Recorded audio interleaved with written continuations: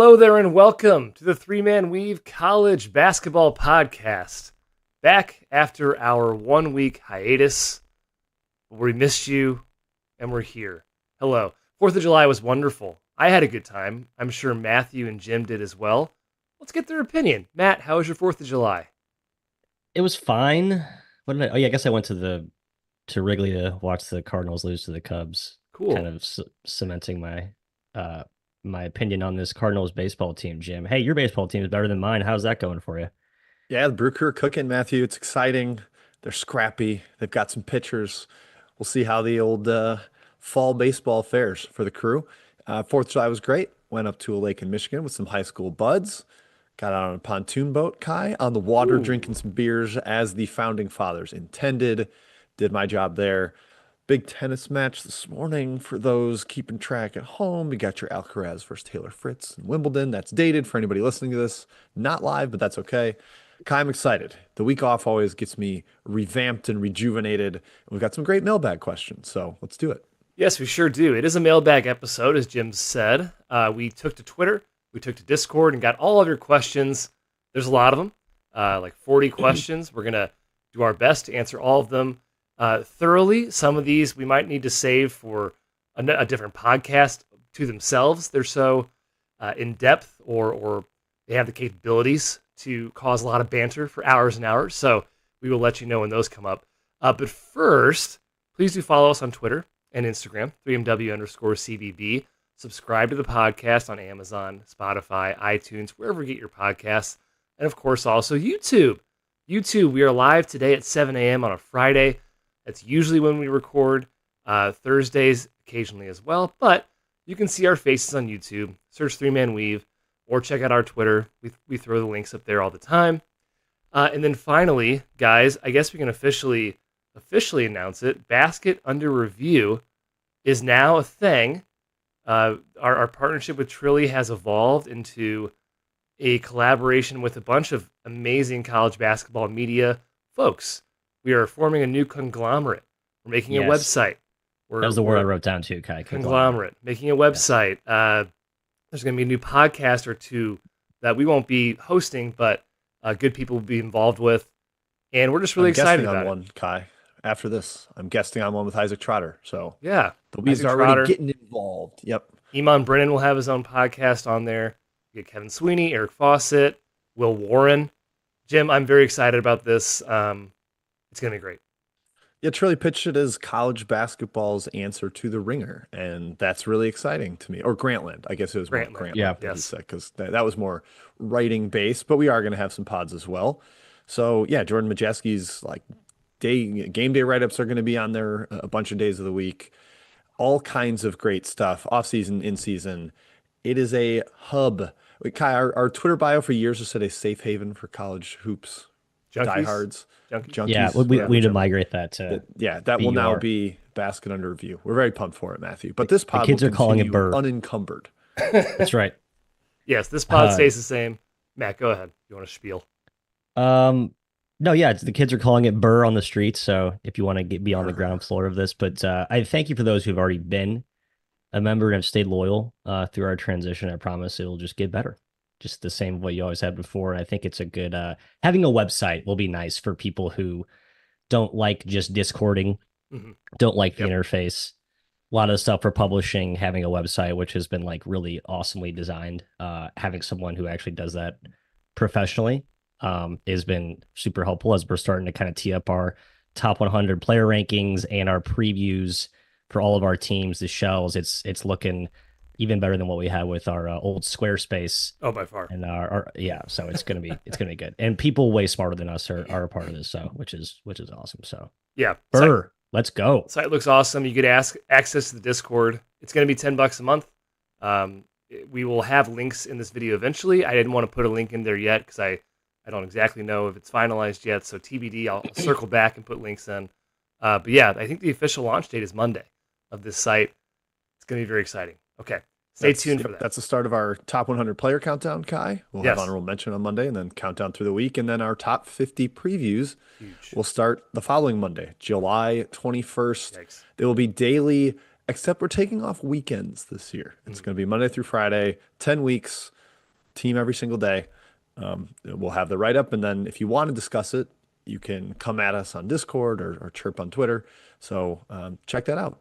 I will Definitely, say, definitely Ooh, encourage. if you the want official to, graphics just came in. They look nice. I will say, if you want to follow Basket Under Review on Twitter, it's basket_review. Pretty easy to remember. Cool. Yep. Okay. Roots Roundup. We'll start our show now. News and notes time. Jim, take it away. Let's do it, Kai. Roots Roundup news and notes. We'll talk a little bit of updates in the college basketball world. But Matt, first, a little shout out to CBB Analytics, which people are going to see the incredible depths of with our player rankings. You guys were talking last segment, Nick, who runs the operation over there at CB Analytics, our fine sponsor, has sent over the official player graphics for our top 100 and then some. We're doing some honorable mention shout outs to some teams to give some players and some teams some nods. But yeah, I think for those who haven't actually seen it, just listen to me spiel about how awesome it is. If you are a member of Basket Review, our burner Discord, you'll start to see kind of how how powerful some of these visualization tools are. So and I think the key thing that's really going to pop with this, and I think people don't value enough about CB Analytics, is they have some really good defensive metrics as well. The defensive RAPM, stuff like that to kind of give you a full, well-rounded picture of your fan, whatever player you're bringing in from the portal. Or again, we talked about coaches being able to use all of these tools, as kind of a one-stop shop to use your player analysis on a year-round basis. And that's like the main thing I've heard from coaches all summer in these interviews is how this is now a 12-month process. It's not just let's start doing portal analysis now. You should be using this tool as your Bible to be doing so and building your repository of players to target for next portal cycle, Mr. McKeon. So please sign up today at cbanalytics.com. Use our promo code WEAVE, WEAVE, for a $40 off subscription. And again, you sign up to the Basket Under Review, you'll see our top 100 player rankings with all these nice, beautiful charts displayed. Thank you, Nick, for getting those together. Preach, Matthew. Promo code WEAVE. Check it out. CBB Analytics. All right, big news. First of all, guys, the Division I committee met to discuss expansion of the NCAA tournament, and they came up with nothing. We don't know. They are kicking the can down the road. They met in making Savannah, no right, decision. Jim? It's kind of like a little summer Yeah, vacation. I'm sure they were hammered at a Bananas game and just couldn't really come to terms with it. That would be my estimate. But yeah, the fact that they did not decide, and it's July, and Matt Norlander had Dan Gavitt on record saying that we would have to figure it out by spring if we're going to expand for 2026, leads you to maybe believe that even if they go to 76, it might be a little too late to update all the logistics on that. Kai, at least one more year, hopefully, of the old 68 team. Really feels 64-ish team. I'm at least content with that. I do want them to make a decision, but I'm okay with one more year. 68. Yeah, let's keep it, Jim. Let's not expand. Seth Davis had a tirade about this on Twitter, how he's really for expansion, or at least he's a mouthpiece for the NCAA on this topic. And then Rob Douster had a great poll, just polled the audience, do you want expansion or not expansion, on Twitter. 94% of people, over 10,000 responses, said no. And you still have guys like Seth that are really beating the drum for it. I don't get it, Jim. His arguments fall flat to me. You can search on Twitter if you want to see his back and forth. He's getting ratioed quite a bit. I don't like it. It's arguing in bad faith, in my opinion. Yeah, there's some quotes from ADs of like the Missouri Valley of like, oh, this is good, gets more appeal, and everybody's like, well, do you think the AD of the Missouri Valley or the president wants to end up working for a Power Five conference someday? Yeah, Probably. right. That's where I think this whole thing leads. Like all roads lead to the Power Conference, right? Like if we're just being really honest about it, and that's where you can't say it's the same sort of wall that is put up between coaches talking bluntly about other coaches. That's why every coach, pumps up each other because, down the road, you might be, offered an assistant, or you might need to, hire an assistant that likes you. So yeah, I don't really take any of the legitimate people in mid-majordom seriously when they talk about this is a good thing. I don't believe it's a good thing for mid-major basketball. People out there who are fans of mid-major teams, this is not a good thing for you. And I've actually seen some folks out there who have trumpeted that take. And I'm just like, I don't know. Did you not just watch the last selection? I mean, Texas and all those 6 and 12 SEC teams, like those are the teams getting these spots. Like, don't kid yourself. So yeah, frustrating. But hey, well, kick the can and keep kicking it and kick it some more down the old dusty trail. That's what we want to see. So good. Exactly, exactly. Grand Canyon is joining the Mountain West early, fellas. This is kind of a poorly kept secret that this was likely happening, but they're headed there this season. Kai, I did not see that Boise is upset about this. I missed that I part. just saw a Reddit thing that said Boise is like up in arms about Grand Canyon joining early. It could have been an AI Sports Illustrated article that got linked. Yeah, gotta watch out I'm a for that, man. headline reader. I just read the headlines. I get in trouble for that sometimes, but I'm right 85% of the time. Uh, I think it's a good thing though, Jim. Let him in. The whack, unfortunately, is dead. Yeah, wax crumbling. And honestly, if you're a WAC member, you've been like losing to Grand Canyon because they're a for-profit university and have way more money than you. Mm-hmm. At least for this season, there's 7 teams with a shot at an NCAA tournament bid. That's cool. That works well for the WAC. So that gets probably a team that maybe hasn't been in before, hasn't been in a while. That's exciting. Seattle's also out of the WAC for a reminder for those. They are headed to the WCC. So Matt, maybe we'll get my Cali Baptist Lancers. I would love to see them Yeah, make an appearance in the NCAA tournament. In the coaching world, Penny Collins of Tennessee State has stepped down from his job, his head coaching job there, to take a job with the Memphis Grizzlies. So that leaves the Tigers a little bit in the lurch. Interim coach Eric Buggs is taking over. They're just going to kick the can down the road for next year for a full search, which I think makes sense at this point in the year. You've probably secured a bunch of the roster. Try to keep as much as you can based on having ties with the interim coach. So not a ground shifting move here, but just a little surprising. This late in the game, we did have a coach move on to the NBA. So congratulations to Penny Collins for that. But tough break for Tennessee State. We don't care about recruiting anymore. Suck on that. This is great Uh, news. other canceled, yeah, other random news and canceled. notes. We have talked about this growing trend of teams playing non-conference games during conference season, late January, early February. We've got another one on Valentine's Day. Matthew, Ohio State and Virginia. May I interest you in Ryan Odom versus Jake Diebler? We still don't have the site for it, but I'm excited about this. These intermingling of teams that everybody's complaining the ACC wasn't ready in the non-conference. Look how much better they are later in the year. Well, hey, you're getting to play a Big Ten team later in the year. Go out and win that game, Virginia, and prove for your ACC brethren that the non-conference struggles are just a thing of November and December. Doesn't happen in February. Yeah, all the conference clusters of these coaches is like really fascinating. Like they all look at last year and they get in a room and they devise like there's some secret path to how do we get into the tournaments and just be better and win games. Like I don't know, there's like Yeah, there's it's no pretty secret simple. sauce. I'm tired of like not to dovetail off, but like the amount of crap I've heard about the net and like oh there's this quote unquote formula to gaming the net and I'm there's been all of that crap I've heard way too much this offseason from coaches and like their spring or their I guess postmortem interviews and like the summer like practice kickoff stuff and then some of these U19 USA stuff. So sorry, back to the point at hand, Jim. Great matchup. I'd like to see it at a home and home. I know we don't like the Yeah. neutrals, but Mm. whatever. Good games are is better for the sport in general in November and December. So I will not complain.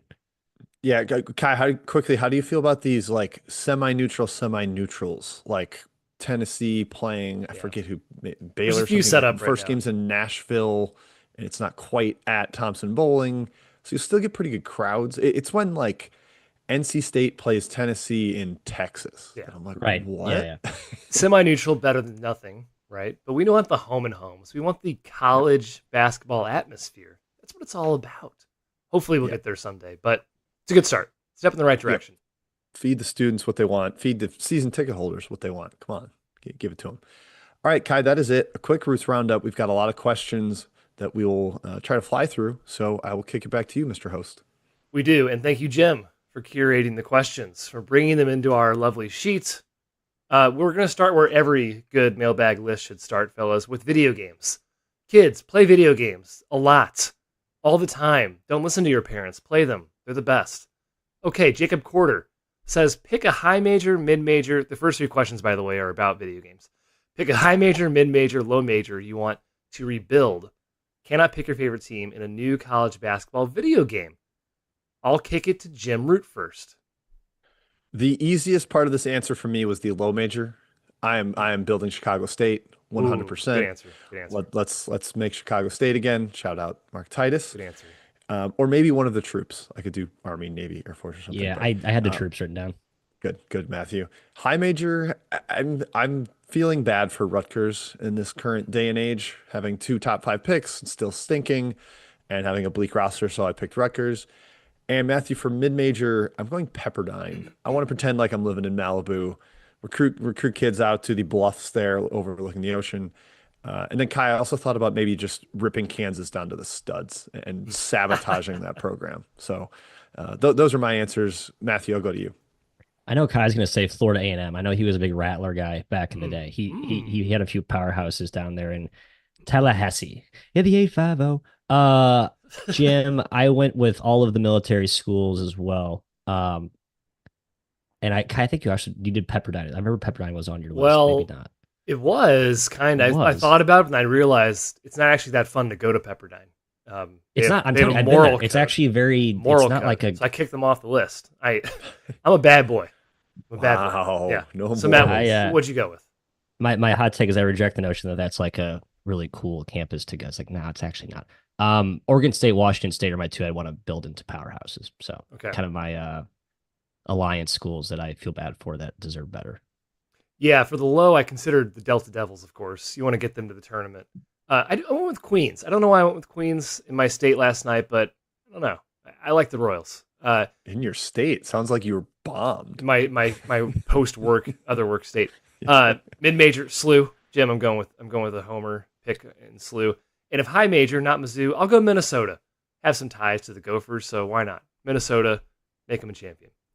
From Cuz Lightyear, Scott Schaefer, in honor of the announcement of the new college hoops game, favorite team and player each of you used to play with in the early 2000s EA March Madness games. I hope you guys have answers. So I did do a whole season with Florida A&M. Matthew's correct. Terrence Woods was their best player back in the day. Yeah, I remember that. Also, I was really into 2003 Georgia Tech with like Jarrett Jack and Luke Schenscher. Oh yeah, All those guys. BJ Elder? BJ Elder. Edler, yep. BJ Elder. Edler. Shumpert, Elder. maybe. He made it come later. But yes, Marvin. 03 Georgia Tech was awesome. Yeah. Matthew.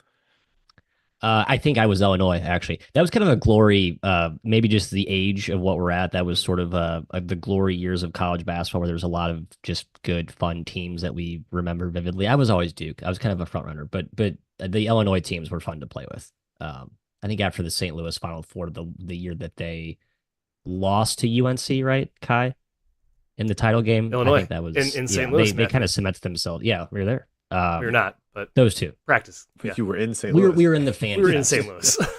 Yes. We were fan fantastic. festing. Yeah. I don't think I've ever said this before, and this is probably a surprise to people. My longest dynasty that I loved the most was playing with Providence. How Wow. about that? Whoa. I love the Friars. I love the colors. I love the logo. Jeff McDermott, that era with the Friars. Wayne Efajuku was my guy. So I'm sure Friar fans are going to be stunned to hear this come out of my mouth if they haven't is stopped weird. listening to the podcast entirely. But I really loved Providence. I was very disappointed that Keno Davis never actually like got them going. And Tim Welsh had, I think, one good year with Gomes, and Keno Davis was just like super, super average all 3 years. And I was a better coach, Kai. I was a better coach. Who did Marshawn Brooks play for, Jim? That's like one of my Providence. all-time favorite. Yep. Well, He was like a You mean coach? sophomore, No, but what coach? freshman, sophomore for Cooley? the teams I was playing. Oh, he was Keno Davis. He was- Marshawn Brooks was oh, Keno wow. Davis. Okay. Yeah, we should really put that out there, PR, Jim, for the pod. Providence fans not happy with us after the Kim English stuff. And then finally, from Justin, JDM3318, favorite college basketball video game. I one of the March Madnesses. I can't really remember who was on the cover. Was it Morrison? I can't recall. But 04, one of Mello those. on the cover. Okay. That was the one for me. That was the one that really Yeah, I that was the remember most- just totally like agree. taking out of the case all Mello. the time and putting it. First one I remember. That's when the pro hop was the cheat code that made the game unplayable against good players. Just like from 25 feet pro hopping to 5 and then gathering and scoring. It's like that doesn't. I think 97 Tim Duncan was the first I remember. So that was PS1, I believe. Okay. That's two. That's yeah. Video games are done. The non-nerds can come back. Well, you're all nerds if you're listening to this podcast. Jacob Corder again. Thoughts about the Zags floor and ceiling? Am I crazy to think that TGF, Tyon Grant Foster, gets his waiver and that this could be an Elite Eight team? Jim, I buy the ceiling. I feel like Graham Ike is very underrated, one of the best players in the country. I think Smith is going to impress people after sitting out a year. I love Braden Huff. And then if they're freshmen, I'm going to say Saint Superi, but it's probably pronounced French and special. If he's good, I think this team has Elite Eight, Final Four potential. I just call him Super Mario. Super Mario. That's what they're going with at Gonzaga, and I'm all aboard. He looks so fun in his highlights. He's kind of like this mega risk taker. I think somebody compared him, one of the Illinois fans, like he looks like freshman year Curbelo, where he's just kind of like doing some stuff. So they'll have some turnovers, but yeah, I buy the ceiling for sure. They're going to be much better defensively on the wing. I mean, Matt, if you're playing Grant Foster and Innocenti together on the wing with those bigs, you actually suddenly have a pretty solid defense. The upside is there. You have a high floor with the bigs because they're going to score efficiently, and I think there's upside with the guards. And if Grant Foster can rediscover his 2024 form after his big shooting slump last year. I kind of think the floor is higher than the ceiling relatively, if that makes Yeah, sense. yeah, yeah, definitely floor I with would those agree. bigs. Because I think the depth is sneaky better than people think of this. I've seen the Super Mario stuff. I'm a believer in it. Everyone knows that Emmanuel Innocenti is like my favorite player in college basketball. Mr. Venter's back, and then we all saw that Diagne was a real weapon off the bench. Like those are guys that I think you look at the roster, it's like there's more beef there than I think when you just take a quick glance at the Jim looking at your ongoing roster sheet. Just doesn't quite give you like ooh Gonzaga talented vibes, but there's a lot more that meets the eye. I think the floor is actually higher than the ceiling. Mark Few has not finished worse than 12th in KenPom since 2016. That's a long That's time. a decade. Floor's high. That is a decade, folks. Yeah. So also, that's why the floor's high. J. Andrew Cochran. So, what's KU's realistic trajectory the next 2 to 3 years? Big questions how Bill Self will do in the current environment. Jim, first crack. It's strange because I think you could argue Bill Self has gotten arguably the best recruit of his entire tenure in Darren Peterson. I mean, Andrew Wiggins is probably right there. And also had the best transfer initially with Dickinson, like a guy who had been an All-American. And it's like, all right, clearly he knows how to use the portal, but those didn't really work out. I still have a lot of faith in him, Matthew. I think the fact that they just missed on the one more piece this year with Darian Williams or Tyron Stokes or Dame Sarr, I'm kind of forgiving that. And maybe this won't be an elite year, but I actually still believe in Self, even in the current era. And I think they'll be kind of back up to the elite status sooner rather than later. Yeah, I think there's bad vibes because of the portal misses, but you're out of the Hunter Dickinson, KJ Adams, DeJuan Harris. Like I know that was a accomplished core, but just let's move on from that. I think I actually had them written down as a Ewing theory team. Just simply getting away from that and just starting with a fresh reset. Like I think that is just going to be such a, I don't know, just kind of re-energize that entire program, which just has been kind of like, people just haven't really been excited to watch KU play basketball. Honestly, the last 3 years, it's just kind of keeping Badunga was huge too. Yeah, like and he's awesome. That's good. Yes. That's good work. Yeah. Going to be awesome. He does seem to be plateauing a little bit, but maybe let's wait to see how the new group does. It's a brand new group. I think the floor is still really high, like Jim said. I think the ceiling's there, maybe. Peterson and Badunga, I don't think Badunga can get quite All-American. Depends what stats he puts up, but if you can get to close to that level and Peterson's that good, heck, could have a good ceiling. A lot of role players. Volume shooter, reverse line god. What blend of factors do you weigh the most when evaluating young coaching hires? Is it winningness at a lower level, more or less valuable than X's and O's, ability to potentially recruit, culture fit, etc.? Matthew, what did you say to this question? I like having adaptability really is, I think, the number one thing. I think it matters more even now than it did prior. Like you were a coach that had a system and recruited to your system. I think that's harder to do now than a coach that's been a constant tinker and adapter to the roster that you have. So coaches that have proven they can win with multiple cores of players, over a couple of 3 years, in theory, I think that's like, okay, that guy's a good coach. He didn't just hit lightning in a bottle with one run, right? So, yeah, I'm gonna just. This feels rude, but an example to that with like Paul Mills never won without Max Asmus, and that is like, all right, I want to see it a little more without that. So yeah, winning different ways and getting players different ways. We were talking Preston Spradlin in the Discord the other day, the coach of James Madison. He's gotten guys from NAIA, from D2. He's gotten down transfers that have succeeded. Like just finding different ways to put together a successful team.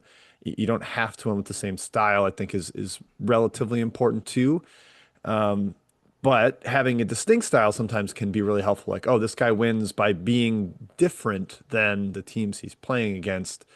So yeah, it's not just winning. I think a couple people in the Discord have made the point that if you're getting a good job, you've probably been a winner, unless you're like Kenny Payne or something, or an interim promotion. But Kai, I think you do try to have to dig into like how have they been winning, how have they been getting players? Is this sustainable at the higher level?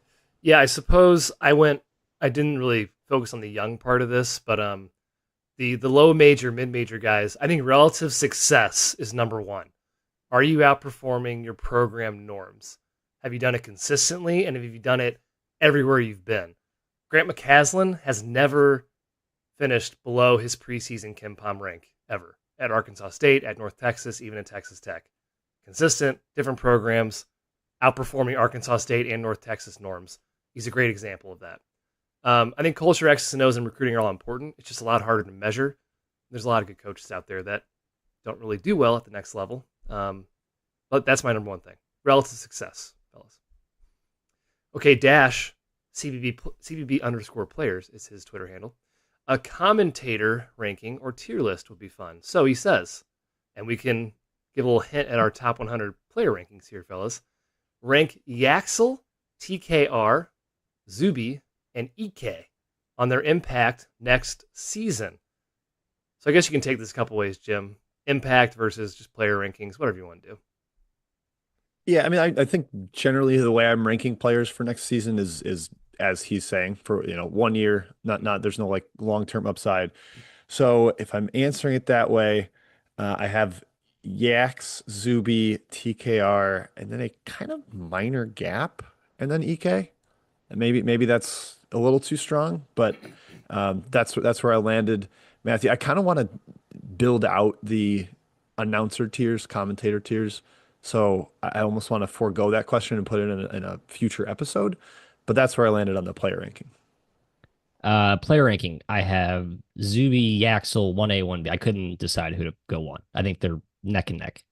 TKR2, EK3 as well. I like that they're not 3 or 4. Yeah, You can't have 1A, 1B, and then 2. Well, I'll go Zuby 1. I'm gonna go Zuby over Yaxel. Well, okay. I know what Zuby's giving me. Yaxel, I think I know, but I know what Zuby's gonna give me. Jim And TKR, you'll see in the Matt's player rankings. I'm a little bit rankings. lower on TKR, so The Zuby kinda versus ravished Yax me. player rankings are funny, Matt, looking at your ballot. I'm sure he's inconsistent with what he's saying right now. Yaxel. Wait, do I have I'll go Yaxel, they're TKR, both top Zuby, 15 EK. guys? They're both really good. Yaxel, What was yours, TK Kai? Yeah, Yaxel, TKR, Zuby, EK for me. But they're all very close. I know I have EK a little bit lower, actually, which I kind of regret. Anyways, okay, here's some this or that. Let's go rapid fire, fellas. We got a lot of questions to go through. And these are conference specific, all from Dash here. Okay, I'll go Matt. Dent versus Sturts. Donovan Dent versus Bennett Sturts. I went Dent, although I think Sturts and McCollum is just an awesome combo. Dent as well. I went Yeah, Dent by nose. I went Sturts because of his situation. I think Yeah, he's with a better perfect coach system. fit. Blackwell or Thornton, Jim? John Blackwell or Bruce Thornton? Bruce. Hello, Bruce. I'm going Bruce, Matthew. Man, I love Blackwell. I can't go Blackwell or Bruce Thornton. Bruce Thornton's awesome. Okay. This is I gotta the go same Thornton. Matt who said Blackwell is the best player in the Big Ten. Yeah, I had to Previous walk pod. that one back. I'll say Good Thornton walk. as well, but it was tough. Matthew, Caravan, Alex Caravan, or Bryce Hopkins? I'm going Bryce. Be healthy, Bryce. Be healthy. Wow. This is an easy, Let's be healthy. easy Caravan for me. Yep. Caravan, Kai. I'm all aboard. Jim, Tomi Ivisic or Nate Biddle? So I looked at my ballot and I have Biddle ranked slightly ahead, and I'm kind of questioning that. I think Ivisic is going to be like the trigger man, the hub for Illinois' offense this year, and I think he's going to be awesome.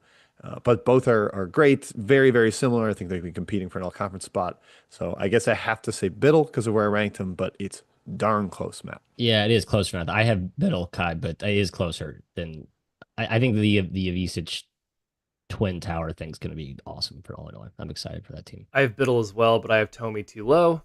Ballots are submitted. Sorry, Illinois fans. Solo ball Matt or Josh Dix? Dix. Solo ball for me. Yeah, Dix is a little more versatile, but More versatile. I Yeah. just like I know what ball's going to be in that system. Dix will have to see what he's switching teams. I went ball by a hair as well. Jim, PJ Haggerty or Christian Anderson? It's got to be Haggerty, right? I mean, Haggerty, I easy. love Christian Haggerty. Anderson, but Hot Haggerty is take. like The Anderson an All hype's gotten American a little season. too far. We've gotten a little too excited about Christian Anderson. I think he's Disagree. really good. I don't think he's like unreal good. Like I, he's not He an did. He elite was tier one, but I think the awesome in hype is FIBA. pretty warranted, but Haggerty, he's not Haggerty's level he's not Haggerty. yet. Yeah. Nolan Winter, Matthew, or Pharrell Payne? I like Payne. I know Jim's gonna go with Winter, but I'm a huge Payne. I think the right answer is Winter. I'm just a huge Payne guy. I think it's a good fit for You love Payne. the buzz ball. Just such a physical like UFC boxer up front. Yeah, I love Payne. I think it's the only one ranked Payne top 100, but Kai, it's Oh, I Winter gave for him a me. courtesy. It's I'm Winter going, for me. I'm going Winter as well. Yes. Jim, Rob Wright or Taman Lipsy? Boy, I It's a love good Rob. one. This is kind of like the Anderson one. I love Rob Wright, but this is He's not Lipsy. same I It's level. think Lipsy. Yeah, Wright's a little more a better scorer, but Lipsy's senior leader, not switching teams in the same system. I'm gonna go with Lipsy. Matthew Lipsy, you Lipsy. said. Lipsy. Okay, I want to finally, get cute there, but can't there. finally in the Big East, Jason Edwards or Ian Jackson? Jason Edwards. Jason Edwards. This might have been the easiest one for Yeah. me, Yeah. Jason Edwards. Okay. Hey, good questions, good this or that. Honestly, could be a segment, future podcast. Ian love Jackson that. could be Love awesome. that. I don't think that I don't want to disparage the premise. disparaging. I just think Jason I Edwards is love great. Jason Edwards. Yeah. I think Jason Edwards is awesome. So Mhm. it's more about that than Ian Jackson. Yes, Ian Jackson's next good pass will be his first one, and he's playing point guard. So playing running the show. Give the Okay. keys. CHO or Cho Talk Sports. Can Grand Canyon be a factor in the Mountain West title race in year one? And then he says maybe a tier ranking list, top 6 to 8 teams in the conference this season. And then also Nico Medved in a Mountain West tangent here. Realistic expectations for year one and beyond. I'm a big Medved fan, fellas, but I think this year might be a little tough. His transfer class is very creative for his budget, which I assume is pretty low, but I don't see a lot of major power dudes on this roster. Should be top 100. I can see top 75. If he's top 50, I think it's an overachieve. And then, Jim, I do think Grand Canyon can compete in the Mountain West. I put them in tier 2 with Boise and Utah State. I put San Diego State way ahead. And then Nevada, UNLV, Colorado State are kind of in a tier 3 for me, or at least closer to tier 2, right underneath Boise and Utah State. interesting. Okay, I have Grand Canyon a little lower. I think they'll be a factor in the Mountain West title race in the sense that they'll beat some teams at home because it's going to be tough to go into the Havocs and get W's for teams that haven't seen it. But I got San Diego State the clear 1, Utah State kind of a clear 2 for me. Yeah, it looked And good. Boise. I have UNLV and New Mexico next. I actually kind of like New Mexico, Mr. Olin, and Colorado State, Grand Canyon, tight-ish, Nevada 7th, and a sizable drop after 7. And then to quick answer the Medved question, yeah, I just put a lot depends on financial support, but he is a fantastic coach that has won at some tough places to win. Like Furman was nothing before him. Drake was nothing before him.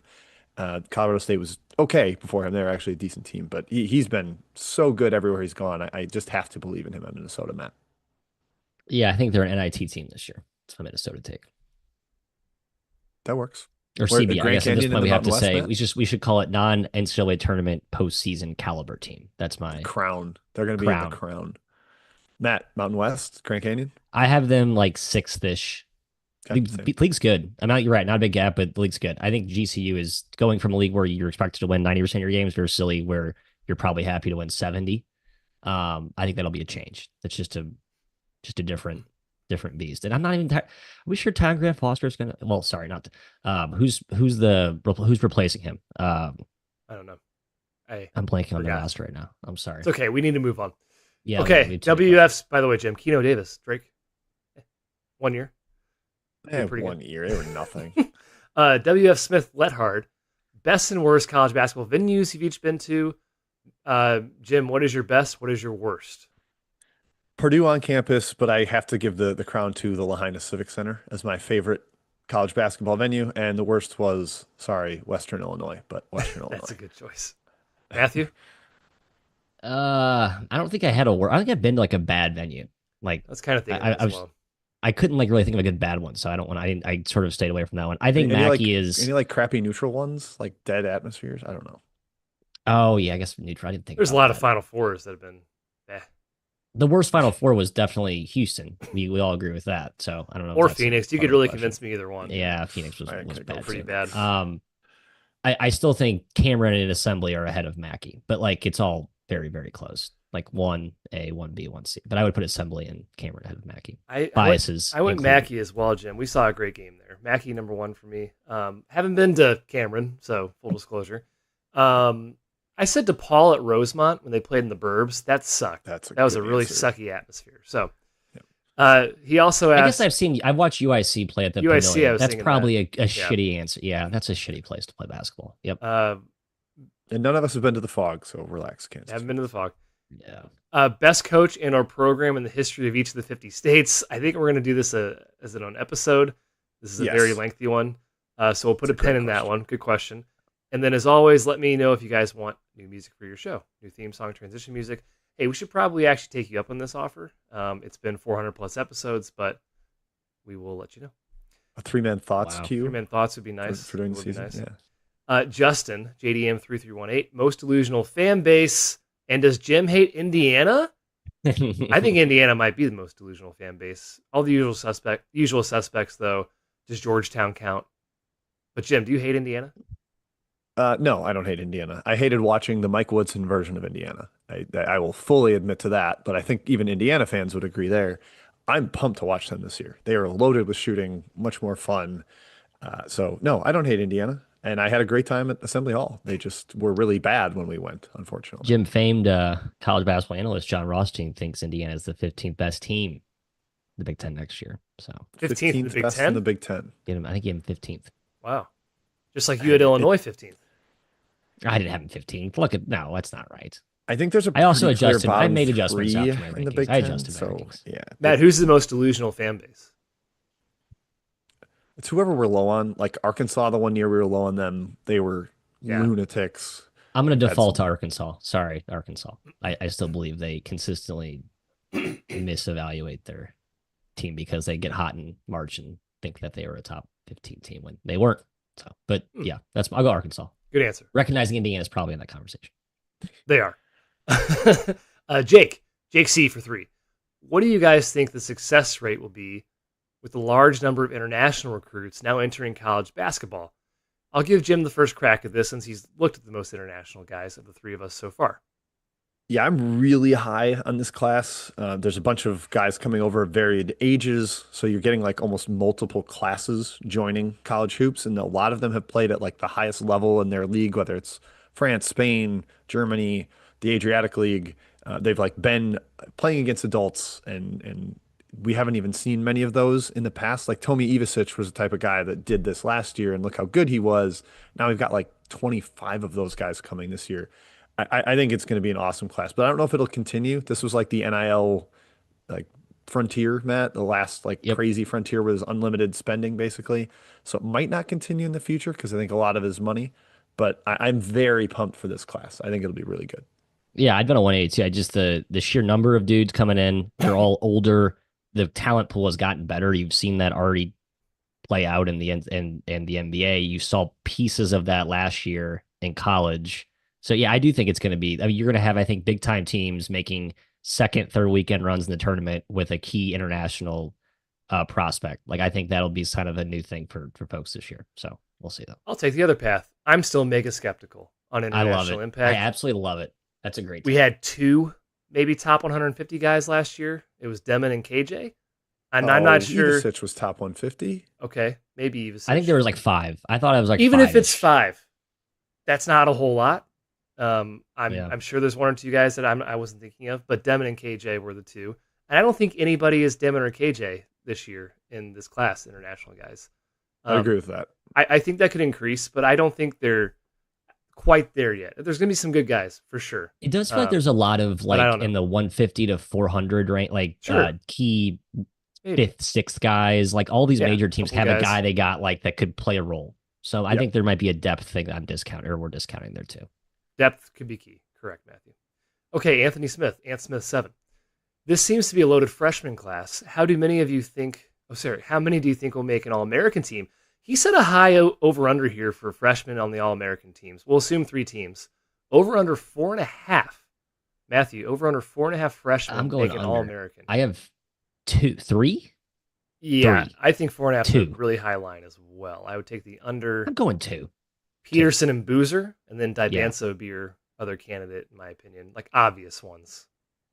Yeah, that's those are the big three. You'd need like Koa Pete or Michael Brown Jr. or somebody Yeah, else Michael to Brown Jr. emerge. Maybe maybe. Darius Acuff's going to probably have a huge role for Arkansas, and Cal likes to give the ball to his freshman point guard. But I can't get past three just on a probability basis, Kai.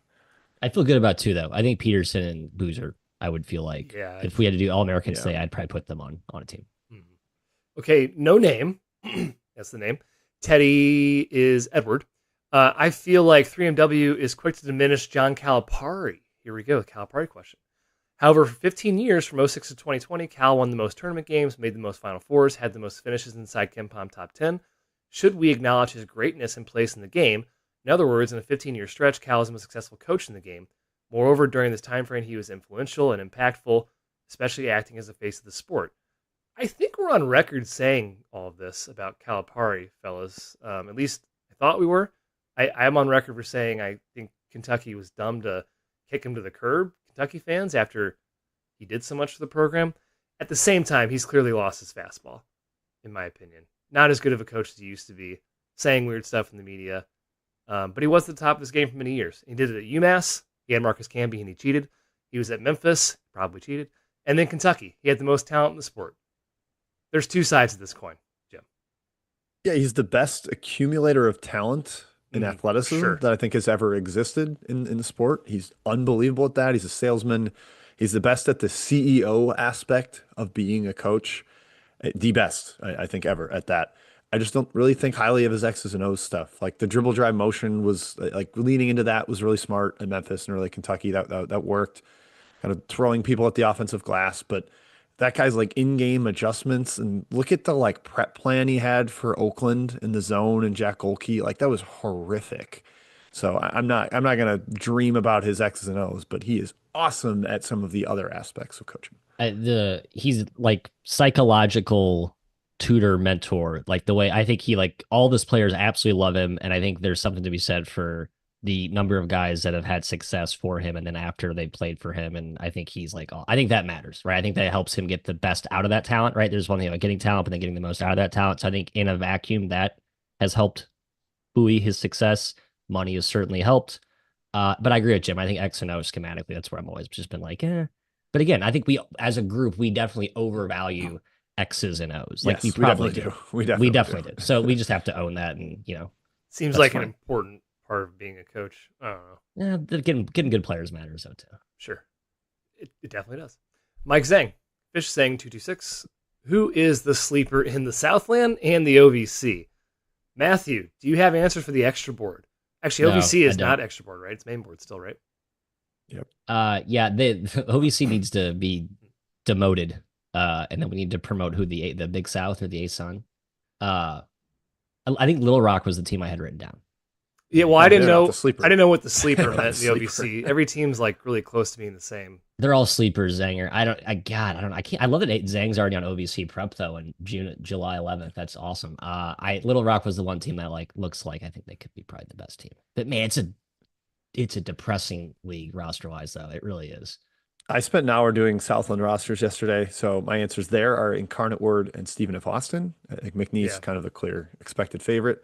And the OVC, Little Rock is the like mega huge laps around the field favorite, so I can't call them sleep. Southern Indiana is the one roster that I kind of was like, yeah, okay, sure. I went with Tennessee State losing Penny Collins and having people back as a sleeper. There you go. And then Lamar, You're not a Northwestern Penny Collins State. guy. Lamar, Northwestern State, Incarnate Word. They all look like they had a lot of guys back, but I have not. Hey, Lindenwood didn't look that sleeper. bad. Lindenwood's getting some like decently okay Lindenwood. transfers. We'll see. All right, Kevin Bean. Good job, Zhang, for being on top of Southland in July. Kevin Bean, who do you think is the best low major team coming into the season? And if different, the team best constructed to pull off an upset come March? Low major like OVC, Patriot, America East, Metro Atlantic, NEC, SWAC, and MEAC. Jim, I'll let you go first. Again, I haven't really dove into this a lot, but I can try. But I'll let you go first. The answer is Little Rock. Like that I team think it I is is put too. Little Rock high as well. major Yeah. talent. They have like P5 players. KK Robinson's officially back. Two of his brothers are on the team. Jonathan Lawson was unbelievable last year. They're the defensive player of the year from the OVC. They're athletic enough to play at that level. That they're the best team from that group. I mean, Vermont could be really good if their Spanish PG Lucas Mori is legit. Bethune-Cookman has a crazy amount of talent, but they will underperform. I will stone cold guarantee that. They will finish lower than their preseason Ken Palm rank.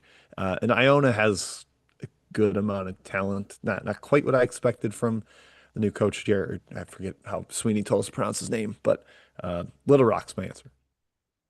And Little Rock's the right answer. I think in the MAAC, Mount You're St. saying Mary's. Little Rock's the best team of this group, and you call them an OVC sleeper.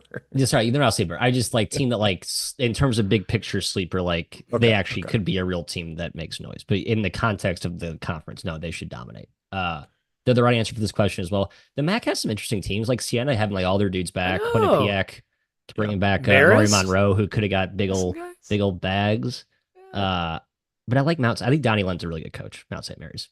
I could see them going back to back tournament runs and squeaking into the second year in a row in his tenure. You guys mentioned good ones. I think Colgate and Vermont are both due for bounce backs this season. They bounce back and get back to the top of their leagues. Their dominance, yeah. The Peytoniers. Here's our Oregon State podcast. Yeah. What do you think of their revamped roster? He says transfers like Amenhauser, Olawani, and Des White have them very excited. Matt, it's a clear loser in the portal, unfortunately, for me, for Oregon State. I do think Des White is good. I don't really think the other two guys are that great. And I think they're worse than last year. What do you think? I think they're a little worse as well. Last year was just such a lot came together really well there, like with Lelevicious or Liu Lelevicious. Am I saying that correctly, Jim? Something like that. Lelevicious. You got it, man. Yeah, killed it. Thank you. And then the way with the Rataj popped and Kings came out of nowhere, and then you had like better. I just think it was such a unique, awesome blend of like good winning vibes that just worked less. I just don't know. It's gonna be tough to bet on that happening again this year, even though I think the talent they brought in actually isn't much worse than what it looked like this time last year, if that makes sense. Yeah, I like White. I actually really like Olawoni. He kind of popped for me Big watching VMI a couple years back. I'm pretty on Ammenhauser. I agree. He's big, but you like have to play deep drop with him. He cannot do anything else defensively. So like Coastal couldn't force a single turnover last year. Malcolm Christie could be fun. He fires away from deep, and their Euros, we'll see. Smar seems like he actually could be useful, but I don't know. I do think last year's roster was better for Oregon State. Okay, last Twitter question before he gets into Discord. Halves Not Quarter, Gertie Brackets, says, what teams from the 200s last year in KenPom could go sub 100 this year? He has some good suggestions. Tulsa, Campbell, Fordham, Hawaii, LaSalle. Some of those would be groundbreaking ranks for those programs. I kind of said, Jim, none. I don't think Tulsa's a bad answer, but I went off the board here. I said Harvard has a chance. Harvard. There you go. Small chance. Hinting those boys. I love the Tulsa and Fordham calls. I think Tulsa they could really make that leap. I'm Little Rock again. Here I am. I apparently am the Little Rock Trojans' biggest fan. Vermont might be too greedy. Seton Hall, could they get to the top 100? I mean, they were really bad. Yeah, and Matthew, Pacific. We got a post-hype sleeper with Dave Smart here. The roster's not amazing, but this is a bonus. I'm adding teams that could go from the 300s to top 150. Denver and Louisiana. I think they're going to be a lot better. I agree with Tulsa a lot. What about Hofstra? So now their roster is not good enough. But Seton Hall is probably a good answer. Power conference team. I like that. I looked at UMass. No, sorry. Oof. I like Frank Martin too much. Going to the MAC. Yeah. Okay, Discord time. Oh, sorry, Matt. Go ahead. No, yeah, there wasn't many good candidates. I agree with Kai there. Well, it's tough. I'd have to do like a study in how many sub 200 teams or whatever over 200 go sub 100 the following year. I can't be that basket many. Under review article. I mean, Vermont Kai would be like, how many times have they been a top 100 team? They were 242 last year. Yeah, I said Vermont. Jim said Vermont. Yeah. But if Campbell, Fordham, or if they got there, Andrew Jack's a genius if he gets Campbell top 100. Okay, In dog, if you were Mitch Henderson, the coach of Princeton, are you revoking Caden Pierce's access to the weight room practice gym, or are you letting him use it despite the red shirt? Because Caden Pierce, fellas, is sitting out Yeah, this this probably year. should have been a Roots Roundup. My bad. Yeah, he's sitting out this year, going to transfer, doing the Ivy thing. Jim, what do you think? Yeah, you just to reiterate, he was the Ivy League Player of the Year in 2024, Yeah. and now he's sitting out this coming season so he can transfer, get his degree. I think you have to let him use the stuff to avoid the like negative recruiting, bad press. But I like deep down, I would want to be like, just buzz off, buddy. Go to like Equinox in New Haven or wherever the heck I forget. I guess I it's think in he's a Princeton. Chicago guy, actually. I was like, yeah, we'll probably see him over at East Bank Club with all the other Yeah, post there you go. collegiate But dudes. during the season, yeah, I guess I would just work out at the regular student center. That'd be funny. He also was a key part of a Sweet 16 team. I don't know. I think that earns you That's a some fair point. beat you. I don't know if did he have a good game against you guys? I think he was just okay. I think Probably. it was but he did beat Mizzou. So I think a Sweet 16 appearance for Princeton, which probably happens once every 15, 20 years. I think he earns some goodwill. Yeah, I mean, I at first I said yeah, kick him off, but flip side, you can be the bigger man, get his service as a killer practice player to compete with every single day if you let him practice. I don't know. More Matt, like scout team. he had 9 points and 16 Oh rebounds yeah, pretty against good. Mizzou. 7 offensive boards. Uh, in dog second question here: if you were a GM and had to choose between Xavier Booker for 2.5 million or Zach Clements for 750,000, what are you choosing? Zach. Matthew, you You know I choosing love Zach Zach? Clements. Okay. Yeah, Jim, do I need to give up my Zach Clements hype? Is he just not that good? Or I He's think terrible. I think he's He's good. terrible. Like So he is Jim would bad, go How bad did Booker? Kansas his need talent and bodies skill last year? looks interesting. I just think Kansas. If I'm a big believer in guys leaving Kansas and being better outside of Kansas, I think Kansas is such a it's so hard to play for that program with like dominant, high profile stars, self that place. I just think that's a good bet that get out of that like a breath of a fresh start, a reset for Clements, who I still believe is very talented. So, I mean, Booker's whatever. I mean, I don't know. He may not even play like a ton for. Yeah, I guess he will Booker. play a I mean, lot, but this is rock in a hard place, acid vat, and a jump out of a plane with no parachute. Like this is a stinky conundrum here, Kai. I'll take Booker because I think he's like competent-ish, and I just think Clemens is unplayable in the P5. I still think Booker's got a lot of potential. I'd say Booker as well. I also assume I have an unlimited budget, so it doesn't come into play. There you go. Jay Fogues, rank the ceilings and floors of the one seeds from last year: Auburn, Houston, Florida, Duke. I can go real quick, Jim. My ceilings: Houston, Duke, Florida, Auburn. My floors: Houston, highest floor; Florida, Duke, Auburn, lowest floor. Yeah, I think Auburn's the lowest floor and ceiling to me. Yes, same. I agree. Um, I have Florida the highest ceiling because Agree. just maybe Boogie Fland is amazing, and but Houston and Florida tied for the highest floor. I have Duke third in both. Matt, is that I Duke don't know. second and ceiling third and floor. I agree. Ceiling to me is Florida. Like I feel very confident in that. Uh, Well, I guess okay. I'm not the, but I think there's like a really high ceiling with a lot of their depth and youth and experience coming in. But yeah, Auburn lowest on both. Houston highest floor, which feels a little bit odd because they do have some freshmen they're gonna have to rely upon. But I just think the system and the Sampson thing and with the big three teaser for next question, Kai, I think Yeah, that's actually the highest floor. good segue. Thank you. Deserted Eagle, 47. Good name. Who are the best trios in in the country coming up this season? Matt mentioned Houston. First one I wrote down. Uzan, Tugler, Emmanuel Sharp. I have a lot listed, Matt. Do you have a couple listed you want to rattle off real quick? I do. Okay. Purdue Give us a is the couple. number one answer, correct? Smith, No, TKR, I think lawyer. Houston's number one Okay. personally. Ooh, okay. I was deliberating if you had to rank these because I think those are the clear top two, big threes. I think Iowa State, I think, has a pretty nice one with Taman Lipsey, who's Josh the third? Jefferson, Oh, yeah. who is a my guy, Momcilovic. and Milan Momo. Ohio State, Thornton, Mobley, Royal, that triumvirate in the backcourt. I actually put down the Ivisiches and the Boz, and that may be kind of dumb because Boz may not even really be their clear best backcourt player, but I'll cut it at there. I think that those are the clear best. Did I miss any obvious ones? I think you missed some obvious ones. Go Okay, ahead, Jim. go then. Fill them in. Kentucky, Jalen Lowe, Otega Owe, Jaden Quaintance, if healthy. UConn, Demery, Caravan, Reed, or Solo Ball. You can kind of So pick I four tried to cut there. it where like you had clear like you knew who the top three of the pecking order. I think there's a lot of these you just like don't know. You just don't Okay. know. St. John's, Zuby, Hopkins, Dylan Mitchell, because I love Dylan Mitchell. BYU, Yeah. Rob Wright, Debansa, Richie Saunders. Mm. Texas Tech, Toppin, Anderson, Watts. I put Illinois, Ivasic, Boswell, and pick a third.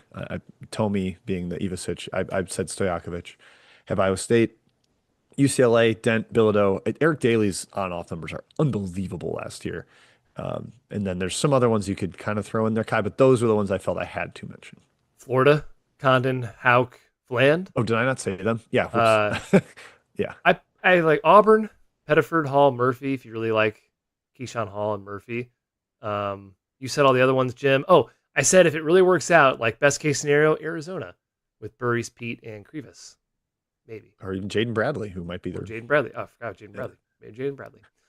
NC State, Darian Williams, Arsenault, Trey Holloman. Any takers in a real way? I considered them. Yeah, I considered looked at them. it. Good question. Kyle B. I would love to hear a couple hashtag my guys from all three of you with a little info on the player and why you like them. I definitely need to do a little bit more prep and in depth for this, but I can rattle off a couple guys based on our top 100 rankings. I think Elijah Freeman's going to be really good at Auburn. I think he's a complete package coming from D2. He looks good on film for me. I like Stojakovic a lot this year at Illinois. He seems to be kind of getting under the radar a little bit, but I think in a better team and system, he's going to pop. And Tyler Nickel, a forgotten player at Vanderbilt, really impressed me last season. And then I also will say, Matt, Paulus Morauskas for St. Mary's. That guy is awesome. I love that guy. Real quick, I wanted to mention more big three that just hit me for Liberty. Okay. Colin Porter, Cade Matheny, and Zach Cleveland. Like that could be a really good team this year. Just sort of a inclusion. My players, my guys, Terrace Reed, Josh Jefferson, and then Indiana, quick shout. Not a lot of Indiana love on this mailbag. I think Tate Conaway, we talked about this in our player rankings That's behind your the guy. scenes. I think I'm very in on him being like more of a, I don't know, not alpha, but like a higher usage guy, like really taking a step forward offensively and being the quasi Javon Small that DeVries used last year at West Virginia. Kean Evans, we talked about. I'm pretty high on him. I think it's why I have UNC ranked a lot higher than both of you. Elijah Mahi, Santa Clara, because all Herb Sendek does is produce like phenomenal NBA players. So I don't know why you wouldn't just bet on the next in the assembly line. He's a crazy, awesome shot maker. Isaiah Evans from Duke, speaking of shooters, not really a breakout, just love what he could do. And then kind of a weird one off the beaten path. Atin Wright, just a guy who I've always loved, kind of a role player. There's a lot more in this role player ilk that I was trying to list out, but that was the first one that came to mind. Just like guys who like, if I could have as my second banana or third banana on a really, really good team, I'd feel awesome about. Like that's a guy. Been a winner everywhere he's been. Drake or Texas. He's gone, but he's not I going think to he be in college graduated. basketball next So he year. at CSUN for a bit. Yeah. He was at CSUN. Yeah. I thought he had one more year left. Shout out he's Aiden not. Wright. He's not an okay. Okay. Well, Kai, I grinned when you said nickel because I put AK Okirike. So double Vandy Yeah, there you mention go. in the My Guys section here. Hannes Steinbach, I just fell in love with him at FIBA. Just loved why he's smooth. He's got soft hands. He catches everything. He can make dribble moves in the short roll. Loved watching him. Christian Anderson, because I kind of felt like I discovered him early. I felt like I was hipstery with Anderson last year. So I love him. Jacob Kofi, Virginia guy going to USC. Just like the potential. And Mo Diabate going to Kentucky, a guy that I think I ranked pretty highly. I think he's one of the best defenders in the country. A follow-up for Kyle B here. Were there any teams that you guys were much higher on when doing your top 50 voting? Obviously no spoilers here, but teams we were higher on compared to the other two. Looks like I'm higher on San Diego State than you guys. I'm going all in on them, mentioned earlier in the podcast. Also looks like I'm a lot higher on Michigan State. I don't have a whole lot of defense for that right now, other than it's Tom Izzo and Michigan State, and they're always ranked really high. But I'll think of a better defense later, Matthew. Which teams were you high on? Did you look? I did. I looked at, like I said, UNC, which I don't have a great defense for, but I do think they'll be a lot better than. I think they'll be a top 15ish team. They're still super talented. I think Evans is really good, and their front line is going to be all. I think having an actual front line that's good will just be having balance will be a revelation for that team. And And then Washington, USC as a package twofer, I'm definitely higher than both of you. You'd probably maybe raise Washington after seeing how good their international guys were in FIBA and USC. I mean, it could be a polarizing roster again like last year, but I think they have a bunch of like really good defensive players. I think Musselman was like much like Sprinkle pissed off by how last year went, and they just got a bunch of guys that I think they really sought out and got early, and I just think they're both in for a pretty prominent, bringing some West Coast teeth to the Big Ten this year. Both those teams. You guys read it. I read higher and lower, even though it does Oh, not say lower in the question. It doesn't say lower. I just read it, so I'm going to give my answer there anyways. sure. The higher team for me was Virginia. I think it's because I buy the international front court a lot. DeRitter, Grunlow. I think Thomas is a good floor raiser because he lives at the free throw line. And they've got Dallin Hall's an adult in the room. So buying that front court, I'm higher on Virginia. Lower, sorry, Kyle B asking this question, but it's Syracuse. I like it just I like the roster well enough. I just can't trust Autry until he proves he can have like a top 95 team. Yeah. So that was my. There's a Syracuse question coming up, I think, eventually here, Jim. From Barnesdale, best coaches in America that haven't won a title. Ooh. I listed a few here, Jim. Kelvin Sampson, Mark Few, Matt Painter.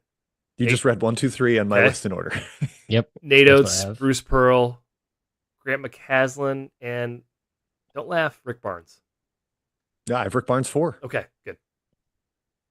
I was doing this more like career accomplishments. Yeah. That's why you got to put Barnes there. Yeah. Yeah.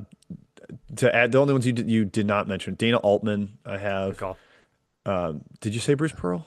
I did say Bruce Pearl. Yep. Okay. Mick Cronin, Greg McDermott, and Matt, you're about to say it. I'll let you say it. Yeah, Randy Bennett. That was the only one I had too. I don't want to go any deeper, and you go too far to mid-major them. It's just like you're like reaching. Yeah, and I'm not going to rank like the guys I like think are awesome coaches that have only like McCaslin I love, but he's only been a head coach for 9 years or whatever. Very true. OP Championship Downloading. Who are 5 players we should prioritize watching in the mid-range ranks next season? Matthew, did you write names down? I have a few names here. I have a few. I didn't get to a good 5. I think Chase Walker's the obvious one. Number one. Yeah, all right. Number one. Yeah, he really is. Illinois State stud. That's kind of cool. I'd like of all the teams that are getting pillaged at that level of mid-major, Illinois State holding on to a lot of their core is a cool thing. And Quoron House in the same league. I mentioned him. He played at Jack State last year. I thought he was awesome as a freshman. I don't know how Southern Illinois got him. I guess maybe staying closer to, he's from Louisville, I think. I think he's awesome. Just sort of like a quasi breakout guy. Jim, you have better names, I'm sure, but just that's sort of that's probably a my guy inclusion as well at the mid-major level. I think he'll be great. Yeah, just FYI, boys, we have like 20 questions left, so we'll speed through these. Chase Walker, wow. Mr. Dean, Charleston, mega athlete. Money Williams from Montana, great name. Carson Johnson for Denver. He's the up transfer from Division II following his coach. And then either Sonny Wilson from Toledo or Simeon Cottle for Kennesaw. Couldn't figure out who to make my 5th, Kai. I said Cottle as well, Jim, for Kennesaw. Wow, good job. Also, Cottle's great. Tao Tejada is coming back for Towson. I think he's going to be pretty darn good. Money Williams made the list as well in terms of like one bid league players you're looking forward to watching. Money Williams, just the way he bullies people, was on the list. And then Chase Walker, guys, you mentioned it. Yeah, he's freaking huge. He's dominant and skilled. Yeah. Good question. Okay, Illini 231. As someone who wants to get better at player evaluation, scouting, etc., what are best practices? I hate to use corporate jargon to get the most out of watching film. This is a good question. A little hard. I guess when I have access to Synergy, I like to watch a guy's misses and makes. Get out of just the highlights. You just see guys making every single shot in the highlights. I like to look at form because, again, every single shot goes in on highlight tapes, but does the guy have the form to make it consistent going forward? Explosiveness. Is a guy blowing by guys, or is he lifting off the ground? I think is really important when watching prospects. Those are a few things I wrote down, Jim. Competition. Who's playing against? Good job. I think there's so many times when like the range of who a guy could be playing against anybody and any clip is huge. That matters. Who are you playing against? What did you blow by a guy that's a nothing, or did you blow by an actual like athlete? Yeah, my like one key thing here. I said if I'm watching to learn, I don't watch the ball. Like I'm watching a game. Like I'm watching how do people move off the ball? Are they getting into rotations quickly? Are they getting into help position quickly? Offensively, are they moving without the ball? Are they clearly in the scheme of the offense? Are they standing and ball watching? I love just watching the ball, sitting back watching a game. But if I'm trying to learn, I try to avoid staring at the ball too much. It's hard to do. Really hard to do. Yes, yes. He follows up with a potential Ewing theory, guys, in the sport this year. Best players on teams who departed and team improves without them. Jim, I think the obvious answer is Hunter Dickinson for Kansas. Yep. I don't know if Kansas would be better, but I think that's the number one on the list. I had a couple written down, but honestly, kind of hard to with the transfer portal era these days. It's difficult to do. Yeah, like I don't think Danny Wolf is a Ewing Yeah. theory guy because I think Michigan's going to be better. I mean, they turned over the entire roster, so I Right. can't call him that. Hunter Dickinson, Jeremiah Fears, Yes, that was the top name I had written down. AJ a good Hogard, one. if he counts. I think they're going to be better without him. Jason Edwards was their best player, though. Doug McDaniel for K-State. And Dawson Garcia for Minnesota, although they completely changed their Flip roster. roster, My yeah. question mark one is RJ Lewis. Okay. Uh, I had a spicy one written down. Okay. Cam Jones. Oh no, I can't get that. Not because I didn't like Cam Jones. I just think Marquette might be better than last year. Yeah, Chase Ross is a big part of that. I almost had him as my guy. Another guy who I ranked way higher than both of you. Yeah, Fears, KU. I almost wrote down UNC with Yeah. RJ Davis and I Elliot think that's a good Cadeau. answer. Right? Yes. Maybe. Could be. That team just had no rim pressure last year. Yeah. It was just so jump shot reliant. I think, again, that's sort of my whole UNC case in a nutshell. Caleb Love, Arizona. Mm. maybe. Yeah, that's actually a really good answer. We probably should just go ahead and go with that one. Although I think he was also underrated in a weird way too. It could go both ways there. Okay, Dr. Crap, the best name in the Discord. With essentially 2 classes worth of players moving on from last year, who are some guys that haven't really broken through yet that you think might surprise everyone this year? Hard question. It's not Devin Askew. That's not the right answer. Jim, did you think of a name? I have 5. Darian Reed for Oklahoma. He was hurt last Nice. year for Alabama. I think he's gonna be awesome. had that Mikey too. Lewis for St. Mary's. Terrence Arsenault for NC State in like the bigger role, not coming off the bench there. Kai will agree with Seth Trimble for North Yes, Carolina. I do. Yep. And then Carter Knox for Arkansas. That's who I wrote, Matthew. I had 2 of those. As a theme, Kai, I don't. I think there's a lot of big guys who had meager production that are gonna have semi breakouts because I think they're just big guys take longer to develop. Guys who are maybe caught behind an older guy, 2 or 3 years older.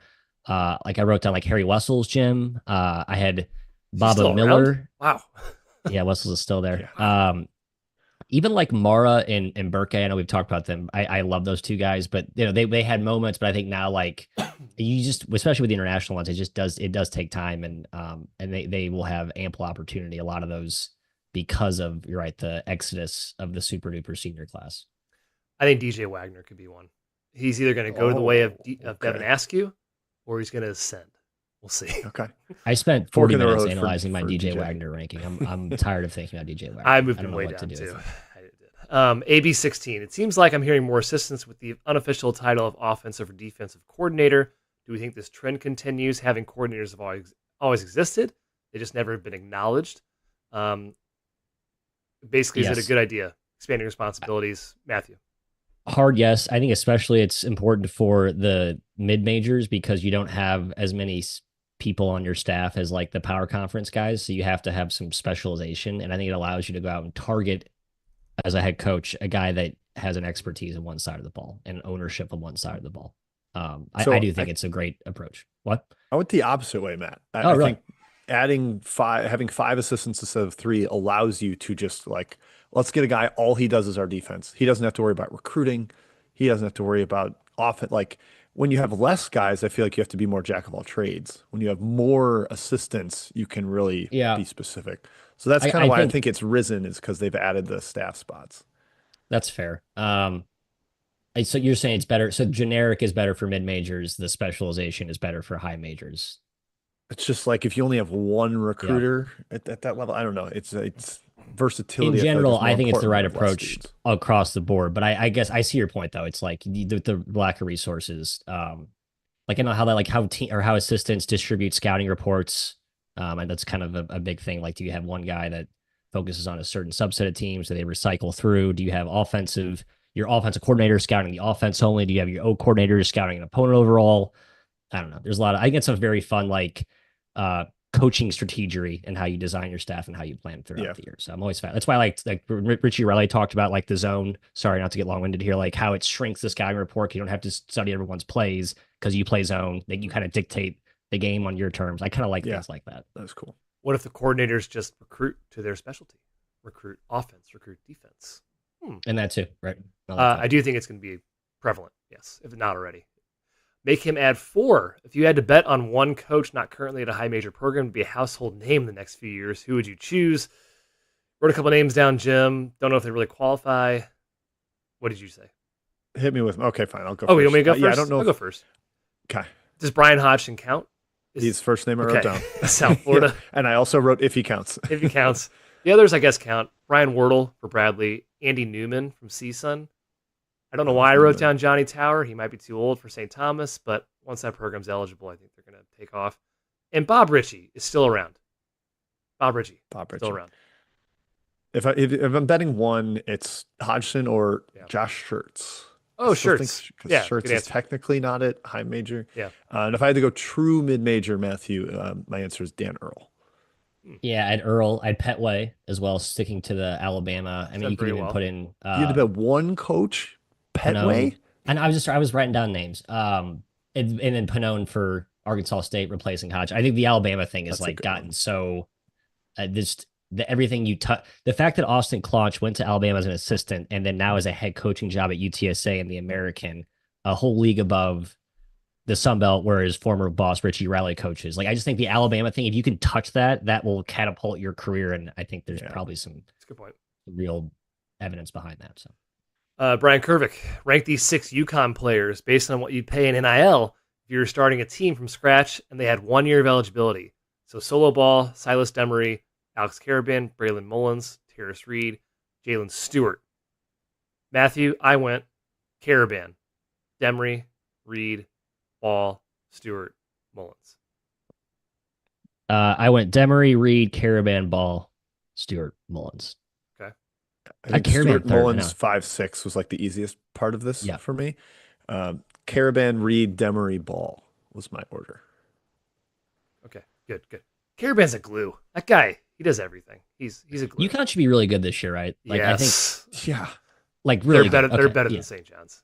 Yeah, they're gonna be very good. Phillylicious SB. What team with the history will have a comeback this year? Last year, Louisville had a revival. Who's going to be Louisville this year? Is it Syracuse, Indiana, Cincy, Ohio State, Wichita State? Examples off the top of his head. Jim, Syracuse, good candidate if Red Autry wasn't a bad coach. Yeah, I'm not. So if I'm allowed to say Indiana, I'll say Indiana. Okay, Matt, you said not enough Hoosier love on this pod. There, I'll give some love. I don't hate Indiana. A couple of my friends aren't actually very excited about this year. Which was like, what? You're not excited about this season? Like, daring to you have a real basketball coach for once? I just think the roster isn't like as fun, talented as it has been under Woodson. But you can't have it both ways. You can't get excited about a team that's going to underachieve and then not excited about a team that's probably going to overachieve. Yeah, Indiana was my answer, Kai. I did consider. I'm blanking here. Where's my? I put list? Virginia. No, sorry. I put Virginia and Iowa. If we count the 1 year that they were kind of bad. Yeah, Iowa. Thank you. NC State's too obvious. I think Iowa's. Oh, NC State's a great answer. Good job. It's just they made a Final Four 2 years ago, but we know that doesn't count. That didn't never really happen. It never happened. Okay. Huang says, which 2025 kids outside of the top 50 do you think can outperform their high school rankings? Yeah, I have no feel for this yet. I've looked at a couple guys. Tillery from Cincinnati is one guy that stood out to me so far. But Jim, I'm not far enough in the writing process here. All right, I got some answers. Chance Mallory, Virginia. He's small, but he's mighty. JJ Mandaquit looked great in FIBA for Washington. Winters Grady, Michigan needs a shooter. Trey Singleton and Tyler Kropp for Northwestern. Both should play a bunch. Kropp is awesome for Argentina. Trey Thompson for Iowa, just reclassed. Dwayne Brown for Tennessee. We heard some good chatter from a Tennessee source on him. Killian Toure for Iowa State. And Cruz McClure for DePaul, our guy Benny's best player coming out of DME Academy in Wisconsin. Matt. SMU's got some interesting freshmen. I read them yesterday. Who is it? Jaden Toombs. He's And the 50. O'Neal, Jermaine And O'Neal's yeah, so they're teammates in junior. high school. Um, and then Oklahoma had one other one as well. I'm blanking on. God. Matt But should yeah, no, I'm with write down Kai. his notes before the show. I know Good I have podcast. notes Good on some and podcast. not a lot. So yeah, that's it, Kai. Sorry, I'm with That's you. I okay. haven't. The freshmen have been a struggle for me so far. I'm just behind. I just don't pay attention to it till I really research teams. To be frank, high school guys. Yeah, none of my teams have had like key freshmen really, but those guys, I think the JJ Maniquit thing's my favorite freshman I've seen play. Like just in terms of likability on the eye test for Washington, he's good. S.J. Mills, based on their potential to match or exceed their predecessor's success, how would you rank these three hires? Bill Armstrong at McNeese, Clint Allard at UC San Diego, Flynn Clayman from High Point. Matthew, which three did you go with? Clayman 1, Yep. Allard 2 Ooh. by a long shot. Okay. So Yeah, I guess that's probably a better answer. I said Clayman, Armstrong, Allard, but the Will Wade success at McNeese is pretty unattainable. Yeah, like matching and exceeding that is nuts. Yeah. So I had to go 3 for him, even though they have a good roster. Clayman 1. Yeah, I agree there. Allard 2. Tanner, rank the funniest coaching tenures. This could be a whole podcast episode. Jim Funny Sad, Kim Anderson at Mizzou. That was funny in a sad way. Kenny Payne's got to be up there. Yeah, Oliver Kenny Payne's Purnell. #1. Kevin Stallings at Pitt. And Avery Johnson's just always been funny to me, so I'm putting him on the list as well. A couple Keats is funny because you get fired a year after making the Final Four. There you go. Kevin Ollie's funny because you win a national title and now you're like a pariah. And I think maybe the funniest was Billy Gillispie at Kentucky. That There you was go. just That's a like good a one. hilarious what is going on here? How is he the coach of Kentucky situation? wait, I wrote down like Purnell and like Dave Leitao, like guys who like just did weird Oh, I journeyman. like it. Yeah. I kind of like that twist to it. It's like you step back and like Oliver that guy was Purnell's a there. great answer, Matthew. He Yeah, the ultimate longevity, like Just true longevity. career savvy, knew when to get out, knew when to. I mean, Buzz is kind of, I mean, not funny, but Buzz I think has taken a very That's a good like answer. smart approach to his own career for longevity, like trying to get ahead of the fan, um, the fanfare, I suppose. He also says also funny coaching searches. Cronin being UCLA's like 10th choice sticks out to Yep. me. That's the one I wrote down. Yeah. And then Mark Pope being a guy that nobody at Kentucky wanted, and now they all love him, is just kind of ironic. Yep.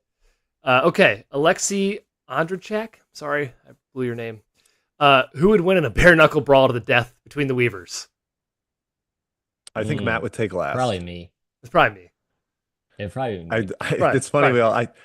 I think Kai's like the biggest like chirper. He kind of has the chip on his shoulder. I've like never thrown a punch, but I think if you get me in a brawl, I'd snap. Yeah. That's my. Yeah, we all have a little rage. Matt's getting last. Sorry, buddy. I'm getting angrier by the day though, but I still am relatively less angry than Your dad's Matt strength. does have I dad find myself strength. less- Yep. Yeah. Matt has dad Yeah. That's a strength. good point. Didn't calculate that one. He also asks, "What is your Chili's order?" I used to go all the time in college. I think I used to get the Good burger. bacon Bacon cheeseburger. great. Yeah. Great. Matt burger. goes to Chili's at the airport he arrives at, folks. That is a That, I've done it, like like, when 3 he's coming times. home to Chicago, he goes If you to if you get on a Chili's. long flight, you don't want to sit in traffic on the way back from the airport. Nothing wrong with sitting down and having a nice meal. I think at there's the a lot, exit. there's I think so there's much wrong with nothing that. wrong. We used Wait to out get that traffic, sit there for an hour, have a meal, skillet queso. get you a cab when it's less crowded. Traffic is half as bad as it is at 7 versus 8. Just consider it. Done it 3 times. Southwest egg Burger. rolls, surf and turf sirloin, beer. Honey chicken. No dessert. Honey chicken crispers was a That's thing a my good wife used to get. Yeah. She was my girlfriend at the time. Okay. Storm Chaser Ronovich. I always love hearing some of the best of the rest type of stuff. Best player and favorite player from each conference you don't think will make a first, second, or third all conference team. All defense, all freshmen. Again, this could be a whole episode. Did you guys write stuff down? I kind of try to stick to the SEC and pick a couple names out, but we'll let you rattle off a few, Jim, if you have any. I tabled this one Yeah. because it was so I like this expansive. stuff. Yeah, I have to like let's definitely figure out table who Very the all expansive. conference teams are and then go. So I tabled this one. I think it is there's utility for a full or longer pod segment. Let's add this to our awards episode. Yeah. Like as a section, Perfect. maybe. Love that, Matt. I'll just give a couple, just real quick. I just did the SEC, just like looking at names. Jalen Reed for LSU, I think is really good, but LSU sucks. Jakari Lane, I think is gonna be really fun at A&M. Anthony Robinson, if he's not an All-SEC guy, Mizzou. Dalen Swain is just a great glue guy for Texas, and then Xavier Brown for Oklahoma. Not sure if he'll make a team, but I'm really excited to watch him this year coming over from St. Joe's. Yeah, I had Swain too. I'm surprised you guys didn't rank him in your top 200. Maybe I was too. I think he's Thought really about it. He also asked if you were choosing a guy to start your roster with and build a team around, and had to pick one such guy for each position, who would they be? I guess he's asking for a player at each position, is how I interpreted this. Yep. Okay, Jim, what'd you say? Point guard Braden Smith. Same. I think that was the easiest one. Now, there's all positional classification things, so I went wing, power forward, center. Okay. Yeah. Shooting guard, I said Otega Owe. Ooh. Small forward, there's not really a lot of, like, I don't know, small forward. AJ DeBanso was my highest ranked, strictly small forward. JT Toppin, power forward, JoJo Tugler, center. Because I want to know I'm going to have a good defense at center. All the same answers, except I had Darren Peterson on the wing. Matthew. Okay. Chad Baker Mazzara and John Blackwell. I tried to shoehorn into my small forward, but I almost put Baker Mazzara because he was like right up there ranking wise too. But then I was like, I don't want to coach that. Yeah, there's crazy no lunatic. chance I'm. I know people don't like him. I don't like him either. I was the first one. I was like, this team's not likable last year, and you guys were like, no, it's fun. It's like I don't like the Auburn team, but like he's really good. He makes insane shots. He's a freaking. He also might get kicked out of your NCAA tournament game. Yeah, he's adult. He's really like the Draymond good. Green of college basketball, which is why I kind of like him out in LA. No, he's not. He's a punk. He and Musselman will punks. fight this year at some point. Draymond Green. They're both punks. I agree. He's a punk too. I don't want to talk about Draymond Green. He gets enough undue attention. Kyle B's friend Stockton, a pod listener. Michigan's best. Okay, he basically says that. Okay, well, I'll read it. Michigan's best player ever, woman player, Naz Hillman. Oh, sorry, not woman. No, woman. Yeah, Naz Hillman. Yep. Has gone full Brooke Lopez. She went 1 for 12 career from three in high school, college, and her first 2 years of WNBA combined. Under her new coach, she's averaging 1 3-pointer made per game. Is there a college men's center that should go the full Brooke Lopez route and become a 3-point shooter? I would also say it's the Channing Frye route, sort of thing, Jim. Yeah, I kind of was proud of my answer here. I went through a lot of research, found a guy that was like good at free throws, had a projectable stroke. Oh. Now he's 5 for 7 in his college career. So that maybe is too good of a shooter, but Oscar Clough, that's a who good I answer. said. I mean, he's obviously Ooh, great in the step away paint, Great answer. but I like the fact that he can face and you leave the paint for Trey Kaufman-Renn where he is thoroughly dominant. I think he's got the touch. So Matthew Clough. I like that. I didn't have it. I didn't really either. I was looking at Tay Davis. He's going to shoot more this year. He's not a center. I think it's power forward / center. I'll give that to you. Never mind. Matt, I'll take it back. From CJ, what's your best hyper story from your time in Indiana? I got a couple. I played with Mo Creek a few times. I think we went 4 or 5-0. So fun. Is this run. the rec center? Yeah. I didn't even know this was. We have 2 rec centers. Okay. It's no big deal. We have 2. It's cool. And then we also had a run with me and the squad, beat the football team back when the football team sucked and was unlikable, and we got a little bit of a chirping match because they thought we were playing too seriously. Kind of like the DePaul players at DePaul. We dealt with this, right? They got mad at us one time because guys were playing too hard, and it's like you can't come out here and play pickup and then not expect your opponent to try to win. Like we're not like barreling into you and like trying to like foul you hard. We recognize you're on the team. We're gonna give you a little bit of a leeway, but kind of a loser mentality. But fun. It was fun to beat athletes at the time who I think thought they were above the layman's. Mizzou players going to the rec were targeted.